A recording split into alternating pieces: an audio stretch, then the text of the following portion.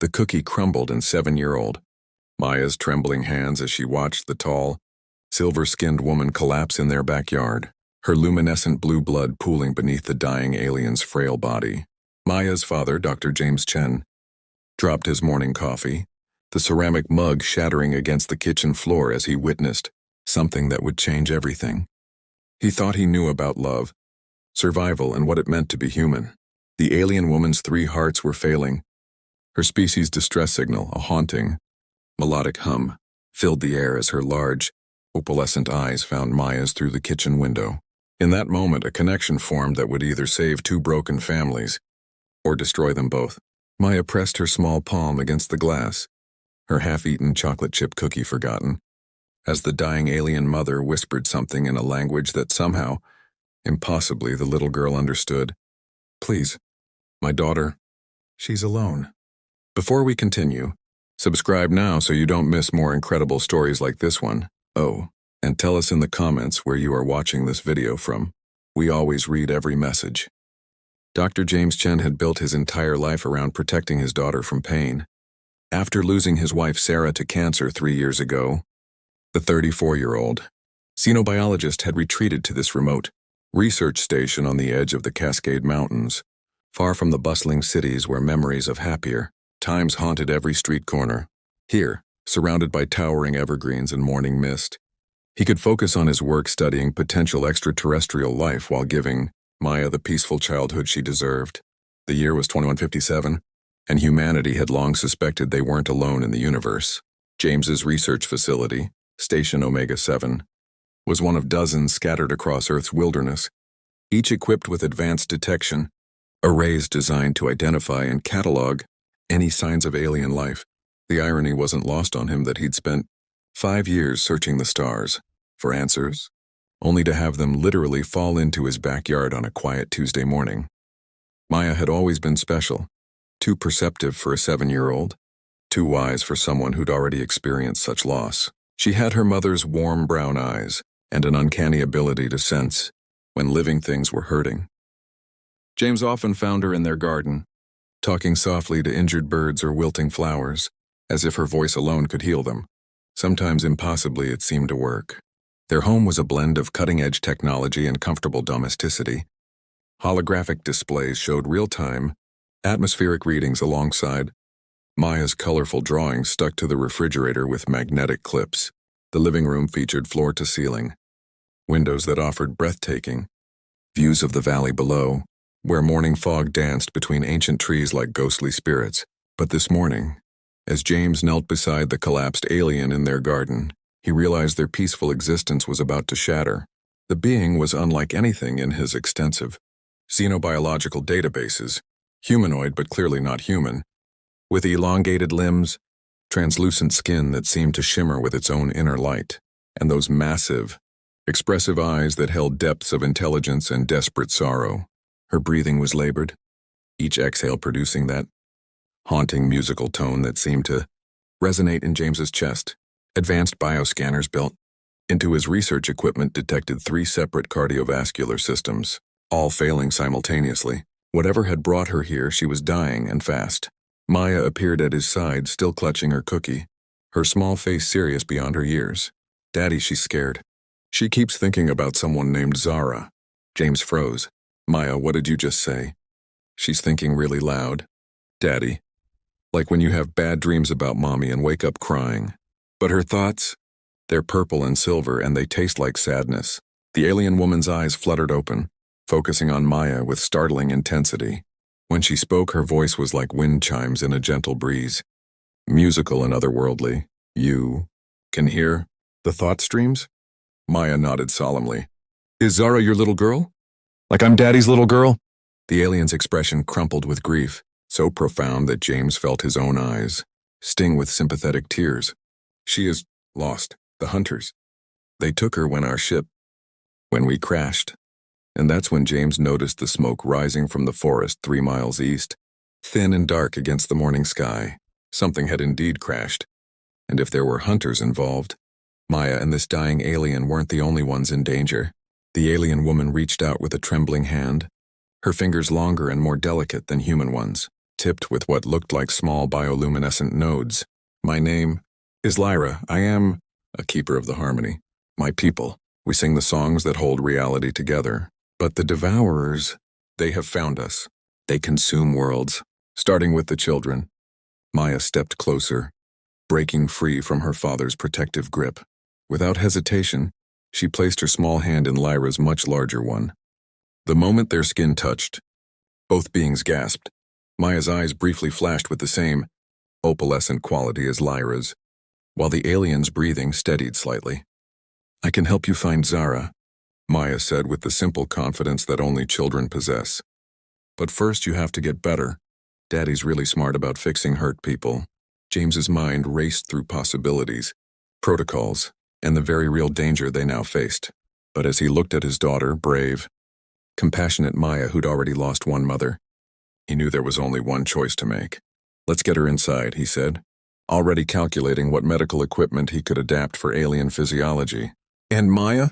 We're going to need to be very careful about who we tell about our new friend. As they helped Lyra to her feet, the alien woman looked down at Maya with something approaching wonder. In all my travels across the galaxy, little one, I have never encountered a human child who could touch the thought streams. You are remarkable, Maya beamed, then held up her cookie, now reduced to crumbs, but still precious to her 7-year-old heart. If I share my cookie with you, will you stay? At least until we find Zara? Lyra's 3 hearts seemed to synchronize for a moment, beating in harmony as she gazed at the small human offering her greatest treasure to a complete stranger. Yes, little songkeeper, I will stay. But even as they moved toward the safety of the house, James couldn't shake the feeling that they were being watched from the tree line.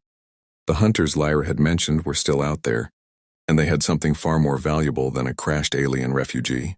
They had her daughter. Inside the medical bay James had constructed in the station's lower level, Lyra's true nature became apparent. Her silver skin wasn't just decorative. It was a complex organ that processed ambient energy and converted it into sustenance. The bioluminescent nodes at her fingertips were sensory organs that could detect emotional resonances in living beings from incredible distances. Most remarkably, her 3 hearts didn't just pump a blood-like substance. They generated harmonic frequencies that could influence the molecular structure of matter itself. Your species calls it magic, Lyra explained weakly as James's medical scanners mapped her alien physiology. We call it the harmony, the underlying song that connects all living things. Every emotion, every thought, every moment of connection creates ripples in the cosmic symphony. Maya sat cross-legged on the floor beside Lyra's medical bed, her small hand still maintaining contact with the alien's arm. Somehow their connection was stabilizing Lyra's failing biological systems. James's equipment showed her 3 hearts gradually synchronizing, their chaotic rhythms finding a shared tempo that matched Maya's own heartbeat. The devourers, Lyra continued, her voice growing stronger. They are beings of pure hunger. They consume the harmony itself, leaving behind worlds of silence, dead planets where no song can ever play again. They've been hunting my people across the galaxy for millennia, stealing our children to use as living tuning forks to locate other harmony keepers. James felt a chill that had nothing to do with the mountain air. How many of your people are left?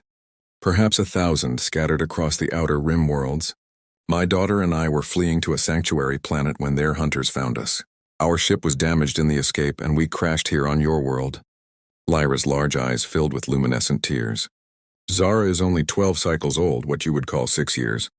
She has never learned to shield her song from those who would exploit it. Maya's grip tightened on Lyra's arm. I can hear her singing even now. She's scared, but she's trying to be brave. She keeps humming the lullaby you used to sing to her. Both adults stared at the little girl in amazement. Maya, James said carefully, how is that possible? If Zara is miles away, the thought streams don't care about distance, Daddy. They're like invisible rivers that connect everyone who has love in their hearts. Zara's love for her mama is so bright it's easy to follow. Lyra struggled to sit up, her expression urgent. Child, you must not reach out too far. If you can sense Zara, then the devourers can sense you. They will come for both of you. As if summoned by her words, the station's perimeter alarms began to sound. James's security monitors showed 3 sleek, obsidian black vehicles approaching through the forest, moving with inhuman speed and precision. The occupants were tall, angular figures in dark armor that seemed to absorb light rather than reflect it. "They've found us," Lyra whispered, her skin flickering with patterns of distress. "James, you must take Maya and run. I will not have another child suffer because of my people's war." But Maya was already shaking her head, her young face set with determination that reminded James painfully of his late wife. "No, we don't leave family behind. And your family now." James's mind raced through their options. The station was well fortified, but not designed for military defense. Their nearest neighbors were 50 miles away, and even if they could reach them, it would only put more innocent people in danger. But as he watched his daughter's unwavering courage, an idea began to form. "Lyra, you said the harmony can influence matter itself. What exactly does that mean?" The alien woman's expression shifted to something approaching hope. "With enough harmonic resonance, we can reshape reality on a small scale. Heal injuries, strengthen materials, even create temporary barriers of crystallized sound. But I am too weak, and the process requires perfect emotional synchronization between multiple harmony keepers." Maya's eyes lit up with understanding. "But I can hear the thought streams. And you said I was remarkable, maybe I can help you sing." "Absolutely not," James said firmly. "Maya, these are dangerous people who hurt children. I won't risk." "Daddy?" Maya's voice was quiet but carried an authority that stopped him mid-sentence. "Zara is out there scared and alone just like I was when Mommy got sick. Remember what you told me then? That love makes us brave enough to help people, even when it's hard." James felt his heart break and swell simultaneously. His little girl was growing up too fast, forced into impossible choices by circumstances beyond anyone's control. But as he looked into her determined, brown eyes, Sarah's eyes, he knew she was right. "What do you need us to do?" he asked Lyra. The alien woman looked between father and daughter, her expression cycling through fear, hope, and desperate love. "There is a way. If Maya can truly touch the thought streams, she might be able to amplify my remaining strength. Together we could create a harmonic pulse strong, enough to disable their technology temporarily, but what? The process will create a beacon that every harmony keeper within 100 light years will sense. It will reveal Maya's abilities to my people and to the Devourers. There will be no hiding what she is after this." The sound of approaching engines grew louder. Through the windows, James could see the dark vehicles had stopped at the forest's edge. Figures in shadow armor were disembarking, moving with predatory grace toward the station. Maya took a deep breath, her small hand finding both Lyra's alien fingers and her father's human ones. "Then we'd better make it count." As the three of them joined hands, James felt something extraordinary happen. A warmth spread through his body, starting from where Maya's palm pressed against his. It was like hearing music with his entire being, feeling the fundamental vibrations that connected all living things. For a moment he could sense Lyra's desperate love for her daughter, Maya's fierce protective instincts, and something else, a distant, frightened song that could only be Zara, calling out across the miles for her mother. "Now," Lyra whispered, her skin beginning to glow with renewed energy. "Sing with me, little songkeeper. Sing for all the children who need protecting." Maya's voice rose in a wordless melody that seemed to come from somewhere deeper than her throat, harmonizing perfectly with Lyra's alien song. The air around them began to shimmer, and James felt the station's walls resonating with their combined music. Outside, the approaching Devourers stopped in their tracks, their dark armor sparking as the harmonic pulse washed over them. But even as their immediate threat was neutralized, James knew this was only the beginning. They had revealed themselves now, and somewhere in the forest, a frightened alien child was still waiting for rescue. The harmonic pulse had worked better than anyone expected. The Devourer's technology didn't just malfunction, it completely shut down, leaving the dark-armored figures stranded and vulnerable. But as James watched through his security monitors, something impossible happened. The lead figure reached up and removed its helmet, revealing not the alien monster he'd expected, but a human face. A face he recognized. "Sarah?" The name escaped his lips as a broken whisper. The woman on the screen looked exactly like his dead wife. Same auburn hair, same gentle features, same warm brown eyes that Maya had inherited. But those eyes now held a cold intelligence that was nothing like the Sarah he'd loved and lost. Lyra's expression shifted to one of horror and understanding. No, oh no. They didn't just take Zara. They took your memories of your mate and used them to create a perfect infiltrator. James felt his world tilt on its axis. That's impossible. Sarah died 3 years ago. I was there. I held her hand when... The Devourers don't just consume worlds. Lyra interrupted, her voice heavy with grief. They consume experiences, memories, emotions. They can reach back through the thought streams and extract the essence of anyone who has ever been deeply loved. They use that essence to create perfect copies, beings who know everything the original knew, who can perfectly mimic their mannerisms, their voice, their love. Maya had gone very still beside them, her young face pale with confusion and dawning horror. Daddy? Is that really Mommy? Before James could answer, the Sarah thing outside began to speak, her voice carrying clearly through the station's external communication system. It was Sarah's voice exactly as he remembered it, down to the slight rasp she'd developed during her illness. James, honey, I know this is confusing, but I'm here now and I'm real. The cancer didn't take me. These people saved me. They have technology that can heal anything, bring back anyone. All they want in return is to study Maya's abilities. She's special, James, we always knew that. But she's more special than we ever imagined. Tears streamed down James's face as he listened to the voice he'd dreamed of hearing again, every night for 3 years. The rational part of his mind knew this was impossible, knew this was some kind of trick. But his heart wanted so desperately to believe. They can bring back anyone who's been loved deeply enough. The Sarah copy continued. Think about it, James. Maya could have her mother back. You could have your wife back. All we need is for Maya to come with us for a little while. Just long enough for us to understand how her connection to the thought streams works. Maya's small hand slipped into his, grounding him in the present moment. Daddy, it sounds like Mommy, but it doesn't feel like her. When I touch the thought streams where Mommy used to be, there's only emptiness, like an echo of an echo. Lyra nodded grimly. The child speaks truth. What stands outside is a shell, filled with stolen memories and artificial emotion. Your true mate is gone, James. This is merely a weapon designed to exploit your love for her. But even as Lyra spoke, James found himself taking a step toward the door. The logical part of his mind screamed warnings, but the grieving husband in him whispered seductive possibilities. What if there was a chance? What if Sarah really could come back? What if Maya could have her mother again? I have to see, he said, his voice barely audible. James, no! Lyra struggled to rise from the medical bed. The moment you look into its eyes, you will be lost. The Devourers have perfected the art of exploiting love. They know exactly which emotional strings to pull. But James was already moving toward the exit, drawn by the impossible promise of reunion. Maya ran after him, her small arms wrapping around his waist. Daddy, please. It's not her. I can feel the difference. The real Mommy's love was warm like sunshine. But this thing's feelings are cold like winter shadows. James stopped, his hand on the door controls, torn between desperate hope and protective instinct.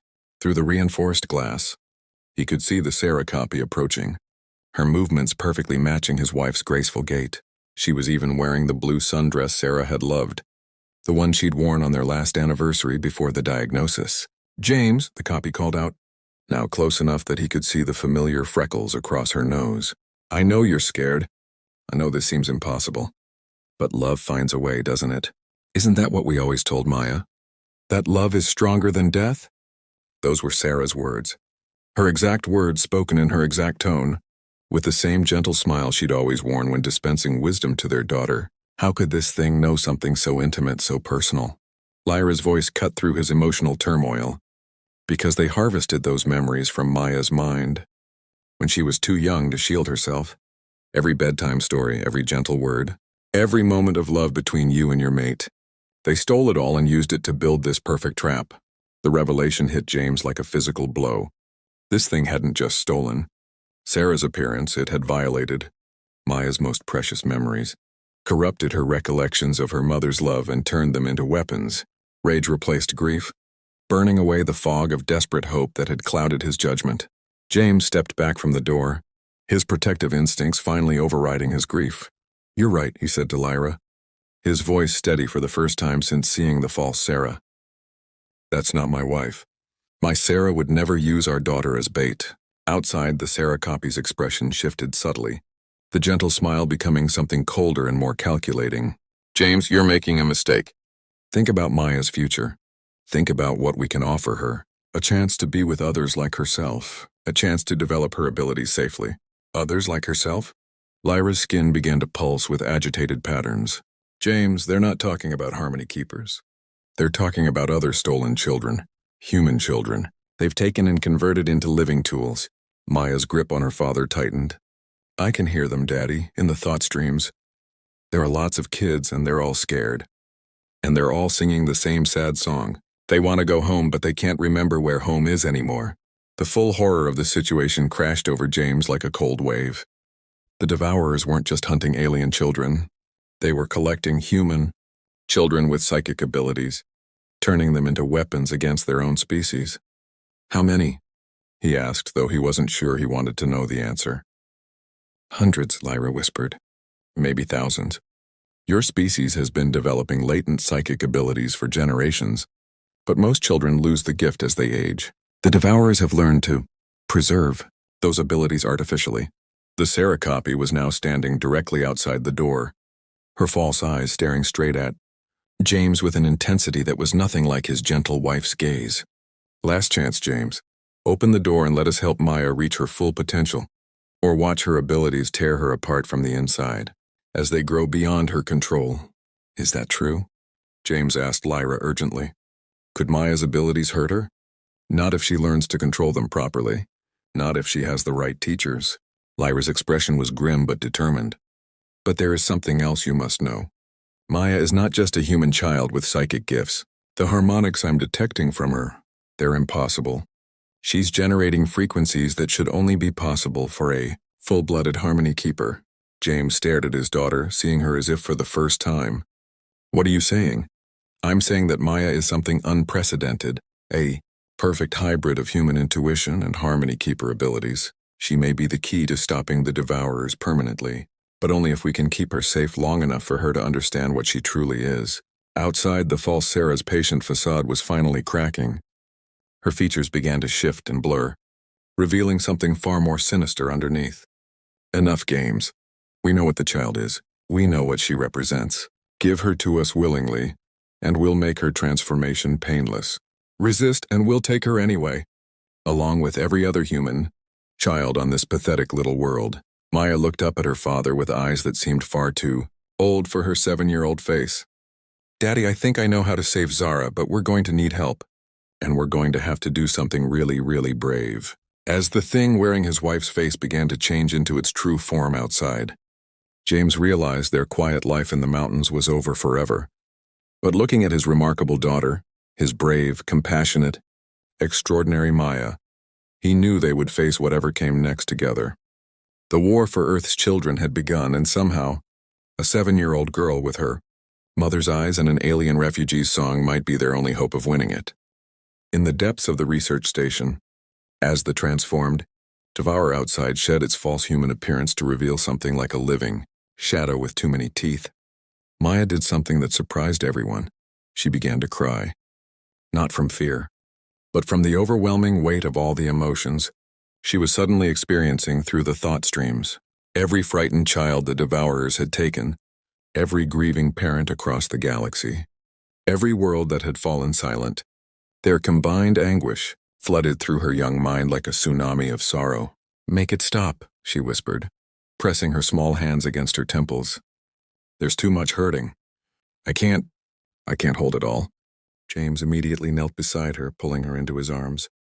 Maya, baby, try to close your mind. Try to think about just us, just here, just now. But Lyra shook her head, her expression both compassionate and urgent. She cannot simply shut it off, James. Her abilities are evolving too rapidly. She's becoming a focal point for all the psychic energy in this region. If she doesn't learn to channel it properly, what happens? She could burn out completely, losing her abilities forever. Or worse, she could become a psychic beacon that draws every Devourer in the galaxy straight to Earth. As if to emphasize the point, the station's walls began to vibrate with a low, harmonic frequency that seemed to emanate from Maya herself. The lights flickered, and James's sensitive equipment started registering energy readings that shouldn't have been possible. Teach me, Maya said suddenly, her voice small but determined. Lyra, teach me how to control it. I can feel Zara out there and she's getting weaker. If I don't learn how to help her soon, she's going to stop singing forever. Lyra looked between the brave little girl and her protective father, understanding the impossible choice they faced. The training is dangerous, child.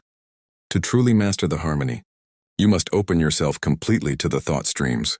You will experience every emotion, every memory, every moment of pain and joy from everyone connected to the network. Most adult harmony keepers spend decades learning to filter that information. You would have to do it in minutes. Then we'd better start now, Maya said with a maturity that broke James's heart. Outside, the devourer had finished its transformation. What had once appeared to be Sarah was now a writhing mass of shadow and hunger, its form constantly shifting between states of matter. It pressed against the station's reinforced walls, and James could hear the metal beginning to groan, under some kind of psychic pressure. There's something else, Lyra said quietly. The reason Maya's abilities are so strong, the reason she can hear the thought stream so clearly. James, when did your wife die? 3 years, 2 months, and 16 days ago. James answered automatically. The date was burned into his memory. And when did Maya first start showing signs of unusual empathy?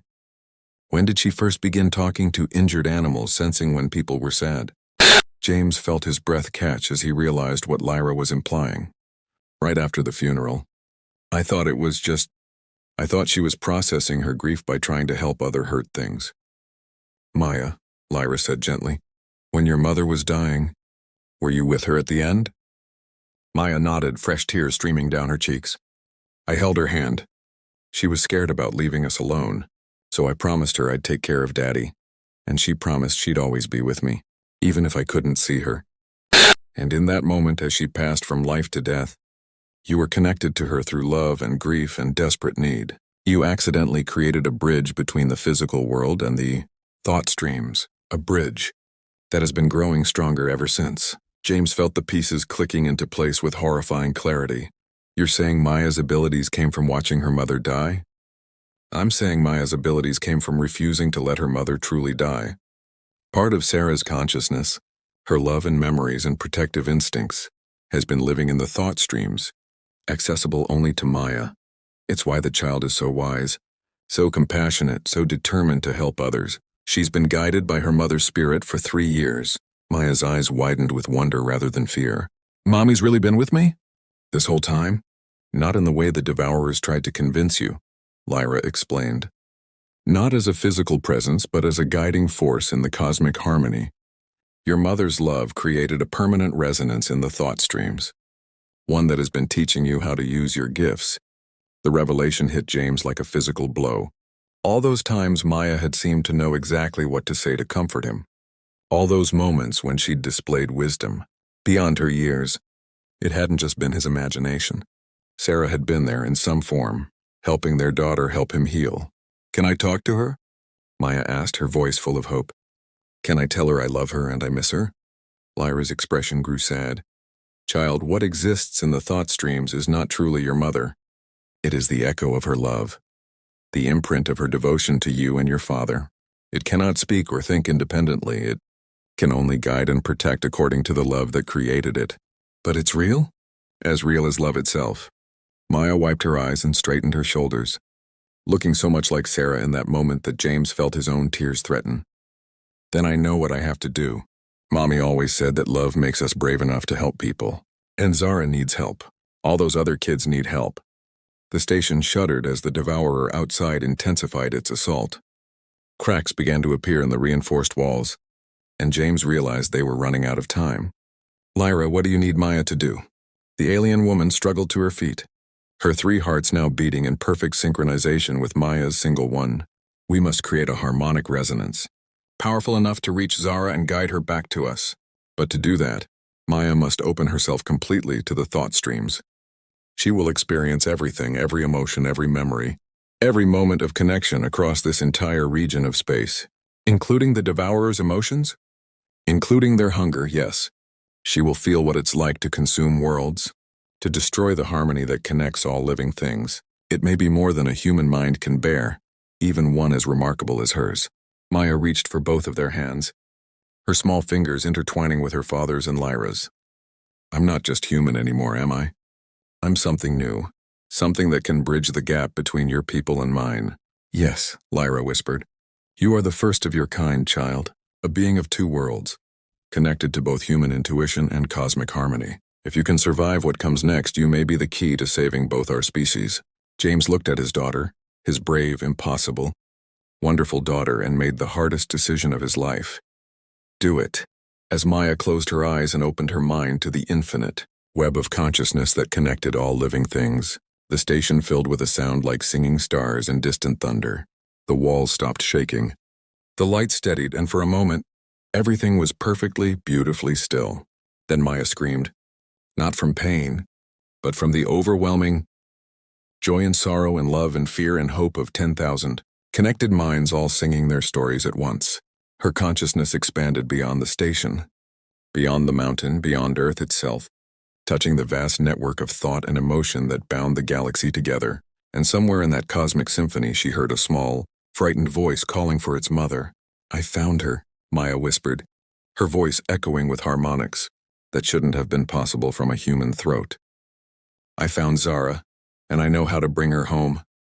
The rescue plan was insane, dangerous, and their only hope. Maya, now glowing with the same bioluminescent patterns that decorated Lyra's skin, had located Zara, 3 miles away in a devourer, holding facility hidden beneath the forest floor. But the alien child wasn't just imprisoned. She was being used as a living amplifier to track other Harmony Keepers across the galaxy.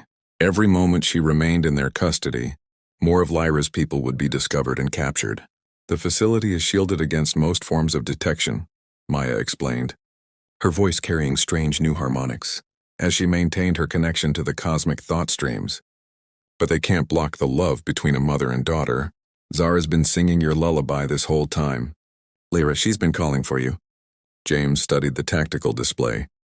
His equipment had generated, based on Maya's psychic reconnaissance. The Devourer facility was a nightmare of advanced technology and organic horror, a living ship that had burrowed into the earth like some massive parasite. Dozens of captured children from various species were being held in biopods, their psychic energies harvested to power the Devourers, reality-consuming technology. There are at least 50 Devourers guarding the facility, he said grimly. Even if we could get inside, how do we get all those children out? We don't fight them, Maya said, her young face serious beyond her years. We heal them. Both adults stared at her in confusion. Maya, sweetheart, the Devourers can't be healed. They're not sick.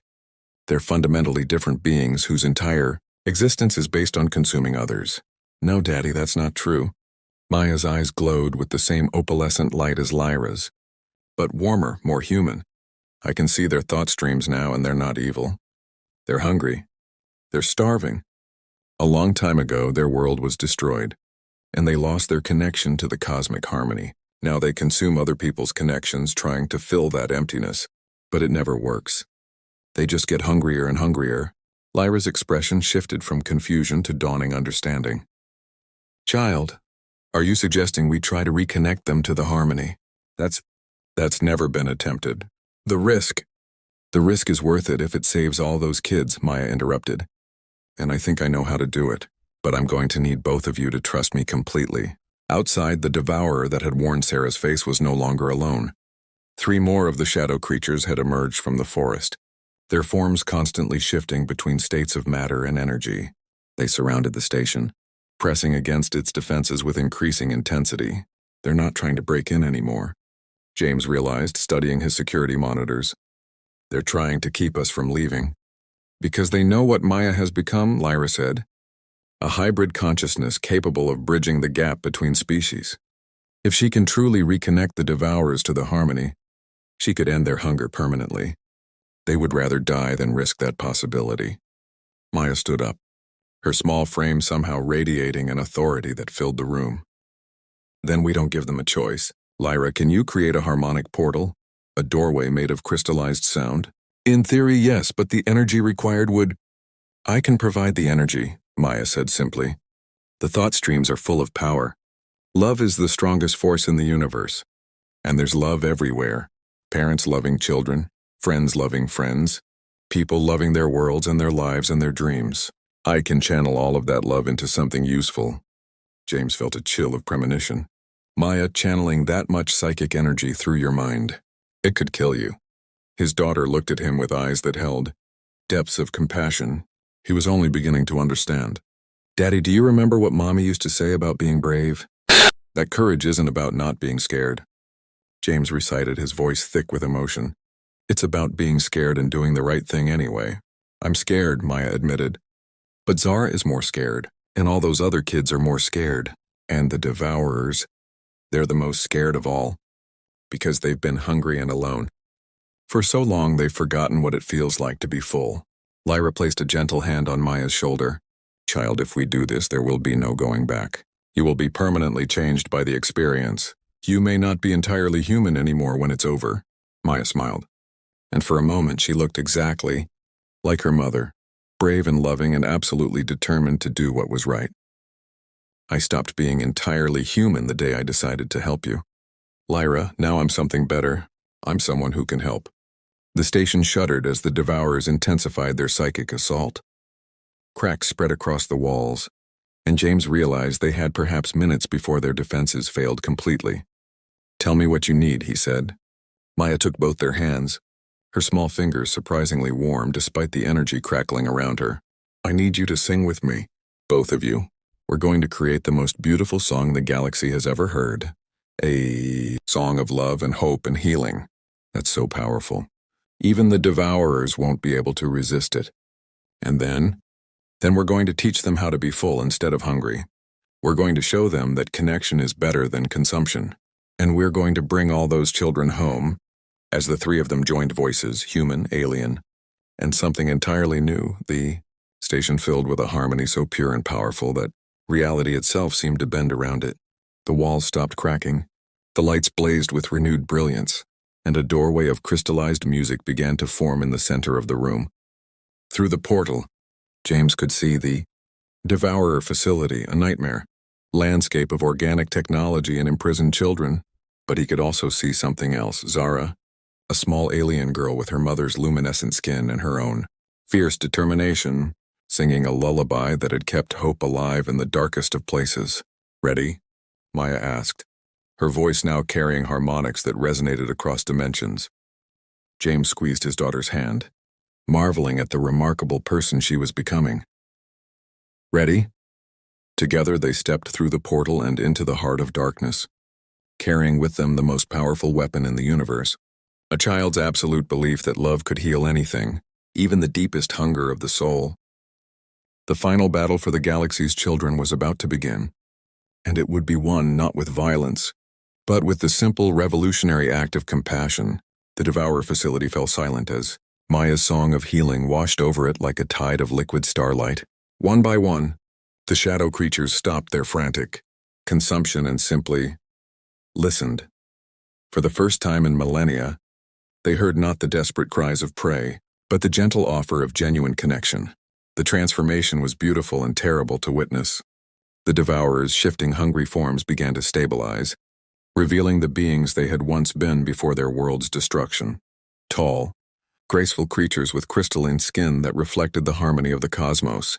They had been singers once like Lyra's people, before desperation had twisted them into consumers of otherworld songs.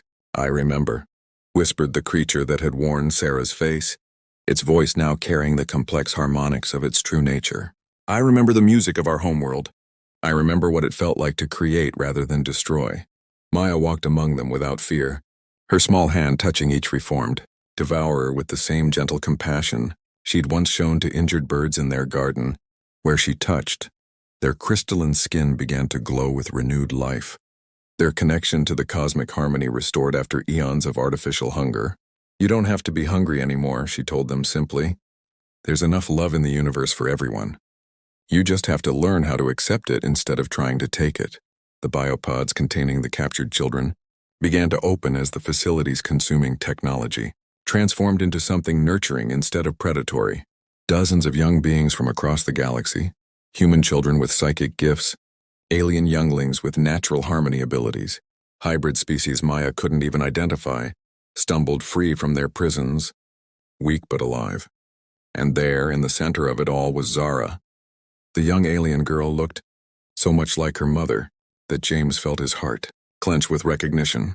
She had Lyra's luminescent skin and large, expressive eyes, but there was something uniquely her own in the determined set of her small shoulders and the way she immediately began helping the other freed children despite her own exhaustion. "Mama?" Zara's voice was barely a whisper as Lyra rushed to embrace her daughter. "I kept singing your lullaby.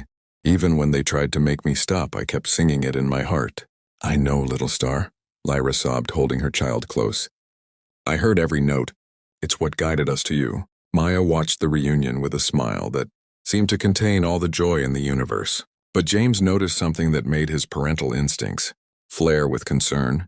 His daughter's glow was beginning to fade, and she swayed slightly on her feet, as if the effort of healing an entire species was finally taking its toll. "Maya," he said, moving to her side. "How do you feel?" "Tired," she admitted, leaning against him. "But good tired. Like after we used to build those big sand castles at the beach with Mommy. Remember? We'd work all day, and then we'd sit and watch the sunset and feel proud of what we'd made together." James felt tears sting his eyes at the memory. "I remember." "This is like that," Maya said softly. "We built something beautiful together. All of us." Around them, the former devourers were helping to tend to the rescued children, their movements gentle and careful as they worked to undo the damage their hunger had caused. The facility itself was transforming, its organic walls shifting from the sickly colors of consumption to the warm, living hues of a nurturing environment. "What happens now?" James asked Lyra as she approached with Zara still clinging to her side. "Now we rebuild," the alien woman said, her voice full of hope for the first time since they'd met. "The singers, the devourers, true name will need time to remember, who they were before their hunger consumed them. The rescued children will need healing and care. And Maya." She looked at the remarkable little girl who had somehow managed to heal a galactic wound through the simple power of compassion. "Maya will need teachers. Her abilities have grown beyond anything we've seen before. She's become something new, a bridge between species, a living embodiment of the cosmic harmony itself. There are others like her scattered across the galaxy, human children whose psychic gifts are evolving in response to humanity's growing connection to the thought streams. They'll need guidance." Maya looked up at her father with eyes that seemed to hold starlight. "Does that mean we have to leave home?" James considered the question seriously. Their quiet life in the mountains was over. That much was certain. But as he looked at his extraordinary daughter, at Lyra and Zara who had become family, at the reformed singers who were learning to create instead of consume, he realized that home had never been about a place. "Home is wherever we're together," he said finally. "And it looks like our family just got a lot bigger." Maya beamed, then yawned, a perfectly normal 7-year-old yawn that reminded everyone that despite her cosmic abilities, she was still a little girl who had had a very long day. "Can we go home now?" she asked. "I want to show Zara my room, and maybe we can make cookies. I still have some left to share." As they prepared to leave the transformed facility, now a healing center rather than a prison, James noticed one of the reformed singers approaching. It was the one that had worn Sarah's face, but its true form was beautiful in its crystalline complexity. "James Chen," it said, its voice like wind chimes in a gentle breeze. "I must apologize for the deception. We used your memories of love as a weapon against you. That was wrong." James studied the being that had caused him such pain, then looked at his daughter, who was already making friends with several of the rescued children, her natural compassion drawing them like flowers to sunlight. "You were hungry," he said finally. "Maya taught me that being hungry can make anyone do desperate things." "But you're not hungry anymore, are you?" "No," the singer replied, its form shimmering with newfound harmony. "Thanks to your daughter, none of us will ever be hungry again." As they walked through the portal back to their mountain home, now accompanied by Lyra, Zara, and several other refugees who needed a place to heal, Maya slipped her hand into her father's. "Daddy," she said quietly, "I can still feel Mommy sometimes. In the thought streams. She's proud of us." James squeezed her hand, his heart full of love and grief and hope all tangled together. "I know she is, sweetheart. I know she is." But as they emerged into the morning sunlight of their mountain valley, James noticed something that made him pause. On the horizon, barely visible against the dawn sky, were lights, dozens of them moving with purpose toward Earth. Lyra, he said carefully, those wouldn't happen to be more of your people, would they? The alien woman followed his gaze, her expression shifting to one of wonder and concern. Not just my people.